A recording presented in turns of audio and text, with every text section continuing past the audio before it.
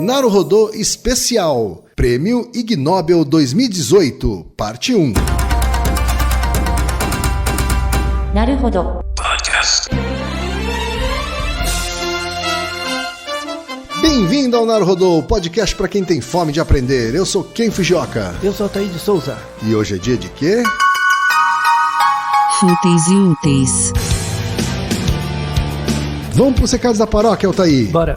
Número 1, vai no apoia.se e deixa sua contribuição. Já agradecemos. Número 2, vai no iTunes Store e deixa 5 estrelas e um comentário. Isso aí. E número 3, apresente o Naruhodô para uma amiga ou um amigo que não conhece o Naruhodô ou que nunca tem ouvido um podcast. Vamos aumentar o tamanho da podosfera. É isso aí. Antes da pauta, mais um recado. O Naruhodô está abrindo espaço para o podcast das Minas, porque representatividade é importante também na podosfera. O destaque de hoje vai para o podcast Fanficast, comandado pela Ana Leme e pela Nana Castro. Ouça o recado que elas deixaram para você, ouvinte do Naruhodô, e conheça o podcast Fanficast. Olá, eu sou Ana Rosa Leme. E eu sou a Nana Castro. E nós somos o Fanficast, um podcast voltado ao universo das fanfictions. Junto com uma galera que ama conhecer e escrever histórias, você poderá se aventurar em assuntos como escrita, literatura, cultura de fã, entretenimento, fandoms diversos e muito mais. Você pode ouvir nossos episódios através do nosso site fanficast.com.br. E procurem e apoiem a hashtag Mulheres Podcasters. É isso aí. Altair, temos um episódio especial para os ouvintes. Chegou a hora, finalmente! O prêmio da zoeira é o que eu mais esperava. Eu vejo todos os anos. É verdade. O Altair ele considera o Ig Nobel mais importante que o Nobel. Mas sem sombra de dúvida. Temos até... Acho que eu já comentei em outro episódio que eu fui nominado para o Ig Nobel uma vez. Verdade, seu grande orgulho, né? Isso, claro. Veja o episódio sobre por que homens têm barba e tal, Sim. que tem a ver, né, com um tema que eu fui nominado, 2010. Mas o meu sonho é ganhar o Ig Nobel. Estamos trabalhando para isso. Um Ig Nobel nominee. Isso. Não tem nenhum brasileiro ainda que ganhou. Estamos no caminho. Então vamos lá. Em 2018, né, a edição do prêmio Ig Nobel, ele premiou as pessoas no dia 13 de setembro. É no Harvard Sanders Theater. Isso, né? de Harvard. É um prêmio de Harvard. Uma cerimônia que é transmitida para o mundo inteiro hoje em dia. No né? YouTube você consegue ver. Fantástico. Tá? Agora, vamos tentar, antes de a gente entrar nas 10 categorias que foram premiadas em 2018, Altair, vamos explicar rapidinho para os nossos ouvintes o que é o prêmio Ig Nobel. Obviamente o Ig Nobel é inspirado no prêmio Nobel, né? Tem um trocadilho aí, Tem um né? trocadilho. Em dois sentidos, né? Pelo Nobel e Ig Nobel, né? Que é uma coisa meio idiota, tá? Muita gente acha que é meio zoeira no sentido de, tipo, depreciar os trabalhos, mas não. As pessoas realmente ficam felizes de ir, tá? Você ganha o prêmio Ig Nobel de um ganhador do Nobel, né? Ele te dá o prêmio. Ah, é mesmo? Você eu ganha não sabia desse detalhe. Um cara, um Nobel vai lá e te dá o prêmio. E premia, entrega o troféu do Ig Nobel. E sim, não, vários prêmios Nobel vão, Fantástico. sabe? É realmente reflete bem a cultura da ciência que eu gosto, assim. Então, por exemplo, em vários prêmios a pessoa vai fantasiada, ela conta piada, sabe? Que tem um espírito. O dia a dia da ciência é muito difícil. Quer dizer, ele é baseado em papers acadêmicos reais, né? Bem Ou seja, feito. tão sérios quanto os que vencem Nobel. Sim. Né? Mas ele tem um espírito mais leve, um espírito Sim. mais bem-humorado e se leva menos a sério, vamos dizer assim. E porque o objetivo é promover a ciência. E a ciência serve para todos, para tudo, de qualquer jeito. Desde que se use o método científico adequadamente. Isso é o mais importante. E tem critérios esse prêmio? Como é que é? Como é que ele nasceu? Então, ele começou em 1991. Já faz um tempo razoável, né? E o título, assim, da ideia do Ig Nobel ele é um prêmio de honra para aqueles que primeiro fazem as pessoas rir e depois pensar. Essa é o slogan, assim, a ideia. Como alguns dos nossos episódios, né? Com certeza, é inspirado no Ig Nobel, né? E também para estimular a criatividade das pessoas, né? A gente devia submeter o Naruhodô a uma categoria do Ig Nobel. A gente tinha que fazer uma pesquisa para ver, viu? Então, o interessante é que é diferente do Nobel, né? O Nobel, eles vão dando prêmios para pesquisas que se acumulam, né? O conhecimento vai se acumulando, mas os pesquisadores têm que ser ativos até o momento da entrega, né? Ou razoavelmente da entrega. acho que o Nobel não é póstumo, né? Ele é sempre para o pesquisador vivo. O Ig Nobel não. Você vai ver nos artigos que alguns artigos são desse ano, tipo, saiu em agosto, outros artigos são de 1980. Então não tem uma temporalidade. É quando eles descobrem o tema e acharam um artigo, nossa, que artigo massa, zoeiro. Aí eles entregam o prêmio caso o pesquisador esteja vivo. Tá? O criador da ideia do prêmio Nobel é um pesquisador de Harvard mesmo, que é o Mark Abrahams. Né? Ele é o editor de uma revista, que é a revista do Ig Nobel, que chama Annals of Improbable Research. Né? Os Anais de Pesquisas Improváveis. Que é uma revista de divulgação, é tipo uma super interessante, assim, em que eles colocam os artigos zoeiros do ano, fazem um estudo, eles fazem, não é num tom jocoso, é num tom de piada mesmo, porque a ideia da ciência é divertida, né? Sim. Porque para o cientista, a ciência do dia a dia ela é muito chata, dá errado e tal, mas para a divulgação tem que ser divertido mesmo, e o espírito é bem esse. O prêmio, ele é entregue em Harvard, né? Uma cerimônia que é vinculada pelo YouTube, né? Inclusive o canal do YouTube que vincula chama Ig Nobel, né? Igualzinho o Nobel. Antes do prêmio, você é convidado para dar uma aula. Então, você dá uma aula sobre no Nobel, né? Você dá uma aula sobre o seu tema de pesquisa e aí eles entregam o prêmio depois. Então, quando você é chamado para aula, você já sabe que você ganhou praticamente. Então, quando você é chamado para dar uma aula no MIT, aí você já sabe que é da zoeira e tá ali. E tá quente. Já tá perto, E aí o prêmio é em Harvard. Então, você dá aula no MIT e o prêmio é em Harvard, né? E tem um caso especial dos anos 2000, né? Em 2000, um pesquisador que é o André Green. O André Green, ele foi, até hoje, o primeiro cara que ganhou um Nobel e um Ig Nobel. No mesmo ano. Esse sim, ó. Esse é um fera. Esse é um monstro. Então, ele ganhou o Nobel com uma pesquisa sobre grafeno, né, que ele era da área de engenharia, de química e tal. Mas ele usou uma técnica ali, né, das pesquisas dele, e ele ganhou o Ig Nobel porque ele conseguiu fazer um sapo vivo levitar. Uau. Usando essa técnica, né? É uma técnica de engenharia lá, de magnetismo, né? Então, pô, sensacional, né? E ele foi vestido de sapo apresentar. Então, é sensacional, assim, é tudo que eu acho bacana. Tá certo. Então, vamos falar sobre os prêmios desse ano. Né? Isso, Reginaldo. Eu quero música de premiação de Oscar aqui, claro, hein? claro. A primeira categoria, Altair, é a categoria Medicina. Sim. Ig Nobel de Medicina. Sim. Os vencedores foram Mark Mitchell e David Wartinger, né, que usaram montanhas russas. Estou traduzindo aqui ao mesmo tempo, tá, ouvinte? Então tenham paciência. Que eles usaram montanha-russa, ou rides de montanha-russa, né? Rodadas de montanha-russa, para tentar acelerar a passagem de pedras no rim. Fala se não é sensacional. Fala se não é sensacional um negócio desse, Ken. Pô, isso que é ciência, mano. Isso que é ciência. É isso aí. Então, você é uma pessoa que gosta de montanha-russa e já teve pedra no rim. Então, você não ia gostar de participar de um negócio desse? Você ia ser o primeiro. Eu tenho medo de montanha-russa, mas enfim. Esse artigo é sensacional. Eles pegaram um conjunto de pacientes, de pessoas com pedra no rim já diagnosticada certinho, levaram pra Disney. Mano, olha que pesquisa massa. Levaram os caras pra Disney. Aí tem uma montanha-russa que chama Big Thunder Mountain Railroad. Isso, é a montanha do Pé Grande. A montanha do Pé Grande. Então, você tinha que dar... Que nem é a montanha mais radical lá, tá? Mas é uma montanha. É porque você pode reproduzir o estudo em outros lugares, sim, né? Que é uma montanha mais ou menos. Você tinha que dar 20 voltas. 20? Mano, eu já tinha morrido de outra coisa pra dar 20 voltas, né? Mas depois da segunda você não ia sentir mais nada. Mano, e aí, não bastasse, assim, eles botaram os caras pra dar a volta, aí depois fizeram o exame pra ver se a pedra saiu. Era basicamente assim. E aí eles descobriram uma coisa sensacional. Por exemplo, 300 mil pessoas por ano, né, sofrem com problemas de cálculos renais nos Estados Unidos. É um contingente muito grande. Se essa técnica fosse eficiente, vai na montanha-russa, né? Não custa nada. Melhor do que uma cirurgia? É, melhor que, sei lá, o custo menor, enfim. Aí eles viram que é eficiente, de fato, né? Só que tem uma coisa, que é onde você senta. Na montanha-russa. Faz diferença. Então, se você senta na frente, apenas 12% dos pacientes que sentavam na frente tiveram o cálculo renal removido. Quanto pessoas que tiveram atrás, no fundo, quase 40%. Olha só. Porra, é sensacional. Quer dizer, então eu teria que mudar meu comportamento, porque eu gosto de ir na frente. Eu gosto de ir na frente, que é mais emocionante. Mas então é mais eficiente no banco de trás, sim, é isso? Sim, pelo efeito físico, né? Da inércia e tal. Fantástico. Fala se não é uma pesquisa massa. Fantástico, Não mereceu o Altair. prêmio de medicina. Merecido Ig Nobel de Medicina. Altair. Sensacional. Segunda categoria, Altair. Antropologia. Ig Nobel de Antropologia. Os vencedores foram Thomas Persson, Gabriela Alina Saltik, Elaine Madsen, por coletarem evidências num zoológico que os chimpanzés imitam os humanos tanto quanto os humanos imitam os chimpanzés. É isso?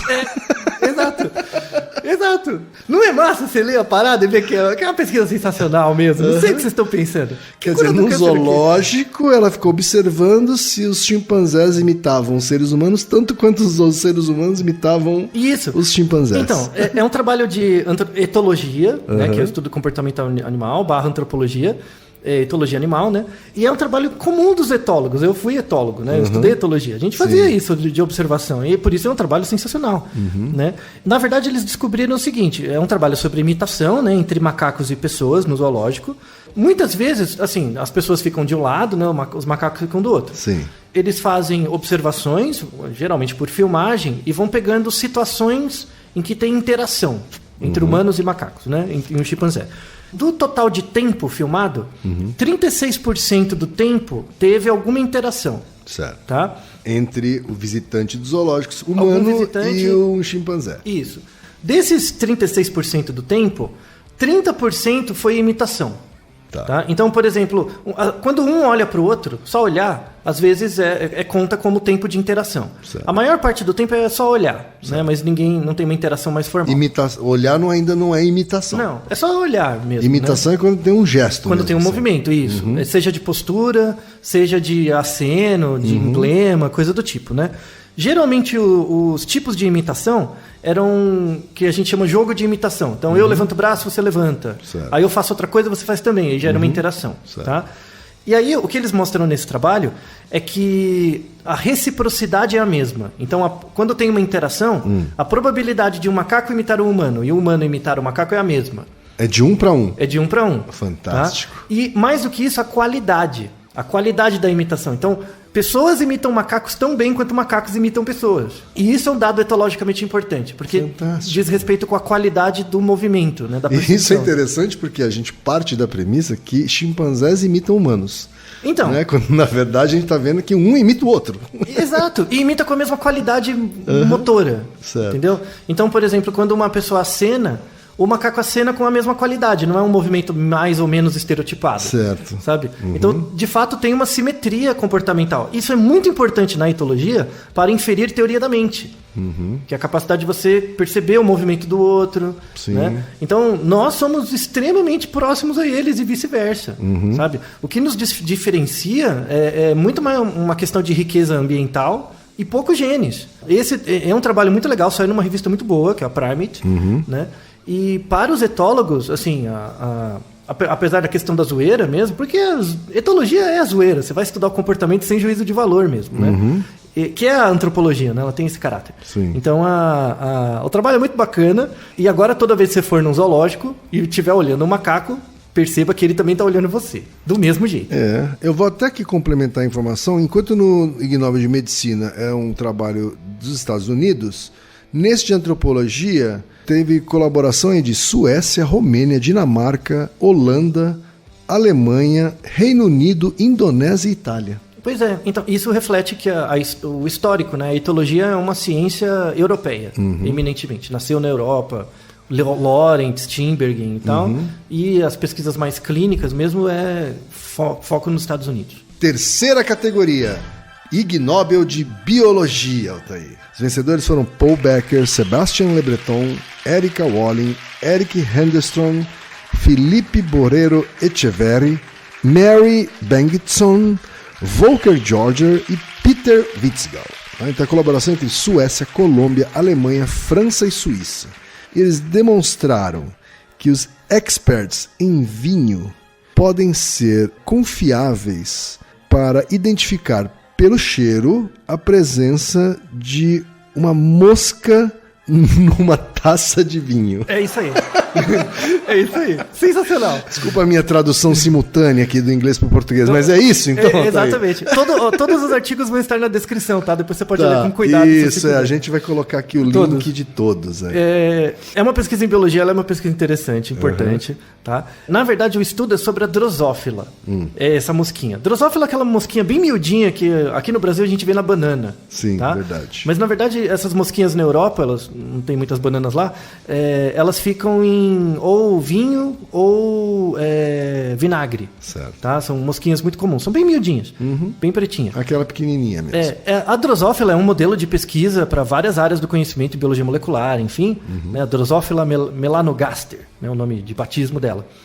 O comportamento sexual da drosófila, a fêmea emite um feromônio, né? Ela emite um cheirinho. Tá? Esse cheirinho que ela emite, ela serve para comunicação e também para reprodução. Como a drosófila ela fica no vinho, né? Ela fica nas regiões ali que tem vinho e tal, e vinagre, muitas vezes a drosófila emite esse feromônio e ele entra em contato com o vinho.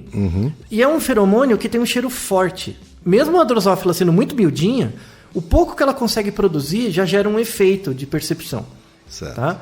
E aí o cuidado que eles queriam saber era se isso em contato com o vinho podia estragar o vinho ou mudar o gosto. Certo. Entendeu? Então o que eles faziam, né? Eles pegavam 1 nanograma. 1 nanograma é muito pouco. Tá? Você pega 1 grama, divide em 100 mil partes. É muito pouco. 1 nanograma dessa substância do feromônio da drosófila, coloca numa taça de vinho e dava para o sommelier tomar. Né? E ver se ele conseguia identificar taças que tinham isso e taças que não tinham. E sim, eles conseguiam identificar. Né? Isso mostra a importância dessa substância para a percepção, né? Sim. E também tem uma questão de cuidado com a produção do vinho. Né? Porque você não pode deixar as mosquinhas ali, porque muda o gosto. Claro. Né? Então, trabalho sensacional. Não sei como não fizeram antes esse trabalho. Né? Fantástico, Altair. Então, merecido aí o Ig Nobel de Biologia. 4ª categoria, Altair. O Ig Nobel de Química. É um trabalho de Portugal. Isso. Né? Da Paula Romão, Adília Alarcão e César Viana. Por medirem em que grau a saliva humana é boa ou não como um agente de limpeza para superfícies sujas.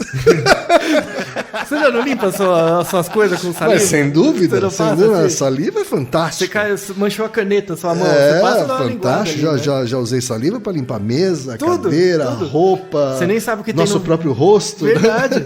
Vai saber, você já pegou um Veja e viu que tinha? Você não sabe. Então, eles descobriram que a saliva tem propriedades de limpeza, sim. Eu já sabia disso. Não, então, tem um senso popular, mas tem que mostrar. É que agora né? tem evidências científicas para isso. E o mais interessante é que eles descobriram, não é a saliva, é uma substância da saliva. Tem uma substância específica da saliva que tem essa propriedade. Sim. Que são as alfa-amilases. Certo. Então, as alfa-amilases têm uma propriedade ali, adstringente, que ajuda a tirar a sujeira de alguns lugares. Certo. Tá? Não é pra você passar a língua, tipo, no limo do seu banheiro, entendeu? Quando você não tem, sei lá, substância lá pra tirar limo, tá? Não é tão forte assim, tá? Mas eles pegaram saliva, né? Quantidades de saliva. Não quero saber como eles pegaram, tá? Eu não li essa parte dos métodos. Colocaram em superfícies mesmo e esfregaram, tá? E aí viram o efeito disso. E viram diferentes concentrações de saliva e as propriedades químicas, utilizando técnicas de cromatografia, que é usando espectros de luz, de cor, você verifica os componentes químicos de uma certa substância. E eles identificaram as alfa-amilases. Essas alfa-amilases vêm de uma substância que é o amido. Então elas são muito presentes, por exemplo, em pão. Né? Então, o pão tem uma propriedade, assim... Quer dizer que eu posso usar o pão como um pano de limpar a mesa também, Exato. é isso? A ideia é o perfex de pão, né? Não é muito cômodo, mas né? Só não come o pão depois. E aí eles fizeram testes subsequentes com preparações usando essa amilase, né? Mas não com base em saliva, usando pão ou fermento. Certo. Então eles pegaram o pão ou fermento, fizeram uma mistura, fizeram uma aguinha e usava isso como limpeza para ver se era mais eficiente que a saliva. Quer dizer, dá para fabricar um material de limpeza sintetizando essa amilase aí. E, o interessante, é barato. É barato. E deve ser pouco... agredir pouco a natureza. Então, é barato, biodegradável e limpa. Sim. Porra, pesquisa sensacional. Sensacional. Então, Daqui pouco tempo, a Procter & Gamble, a Unilever já estão lançando aí o seu material de limpeza baseado em saliva. Tipo vinho, veja baba, sei lá. Cuidado, tá? Cuidado. Você não precisa saber o detergente baba, né, cara? Então, olha só. Cuspe-sol, sei lá, né? Sei lá. Cosque no prato e passa a esponja, né? Você não precisa falar que tem, né? Mas que funciona. Chama de amilase, é só chamar de amilase. Bom nome. Fantástico, então muito merecido o Ig Nobel de Química. Quinta categoria, Ig Nobel de Educação Médica. Medical Education Prize. É do Japão, do Akira Horiuchi, pelo reporte médico que se intitula Colonoscopia em Posição Sentada. Lições aprendidas pela autocolonoscopia. É isso mesmo, Thaí? Você já fez uma colonoscopia? Você não lembra, Eu né? nunca fiz colonoscopia. Mas você não deve ter lembrado, né? Assim, por causa você fez. Mas eu já fui acompanhante. Eu sei que a pessoa fica dormindo, né? Assim, eles anestesiam, a pessoa dorme. Né? A pessoa acorda já na sala de recuperação. Isso, né? mas você sabe a lógica, né? Sim, sei a lógica. É por baixo. E um tubo. Né? E não é um grande, tubo. Um tubo grande. O tubo não é tão pequeno assim, né? Agora, imagina você fazer isso em você mesmo. Pois é, rapaz. Foi o que o japonês autocolonoscopia, quer dizer, ele desenvolveu uma técnica de fazer a colonoscopia você mesmo sentado. Isso, numa cadeira especial. Uma cadeira com um buraco no meio, é isso? Isso, é basicamente uma cadeira adaptada, e ele fez, né? E o mais interessante é que no dia da apresentação, ele levou a cadeira e sentou com o aparelho. Ele só não fez o procedimento, né? Ele mostrou. Ainda bem, né? Então... Sei lá, de japonês a gente espera o cara meio sem noção. Então, mas o mais interessante é a descrição, que é um artigo curto, né? É o relato dele. E é sensacional. Ele relata, né, que no artigo dele, que o procedimento foi tranquilo, claro e indolor. Olha que não parece uma poesia? Mas vem cá, então ele faz isso acordado, é isso? Porque ele se mesmo. É autocolonoscopia, ele tem que estar acordado e sóbrio, certo? Acordado. Sim, então, acordado, normal. Sentou na cadeira ali, já qual é o calibre do tubo da colonoscopia hoje? Porque hoje já é bem mais fino do que já foi no passado, eu imagino. Que depende do procedimento que você vai fazer, tá? Aí pode ter coisas, mas assim, normal deve ser... Pensa uma caneta... Carga de uma caneta, sim? Mais. Meu Deus.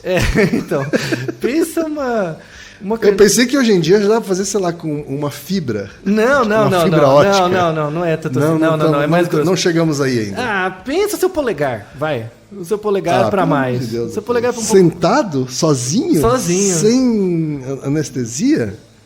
Só... Não, talvez ele tenha colocado algum tipo de anestesia, né? Uma pomada. Talvez, mas ele estava todo feliz lá fazendo o procedimento, deu tudo certo.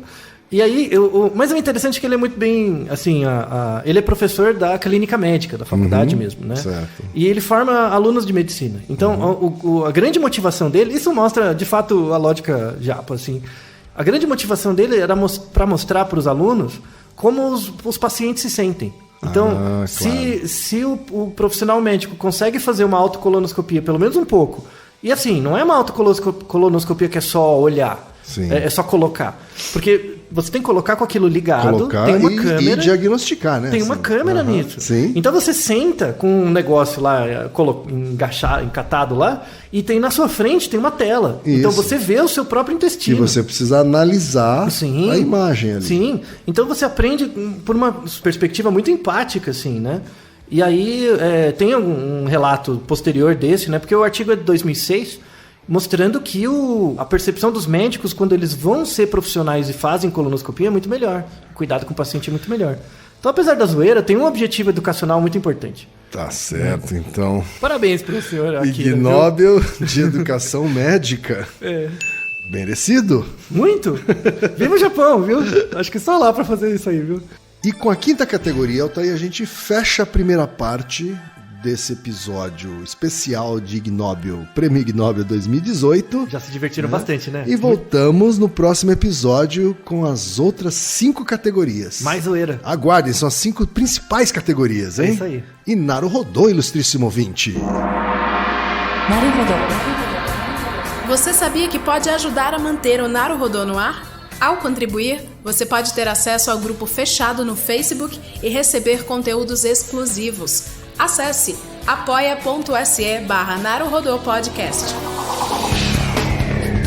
E você já sabe, aqui no Naruhodô, quem faz a pauta é você. Você tem alguma pergunta pra gente ou quer comentar algum episódio? Escreva pra nós. podcast@naruhodô.com.br. Repetindo? podcast@naruhodô.com.br. E lembre-se, mande nome completo, idade, profissão e a cidade de onde você está falando. É isso aí. Naruhodô. Esse podcast é apresentado por b9.com.br.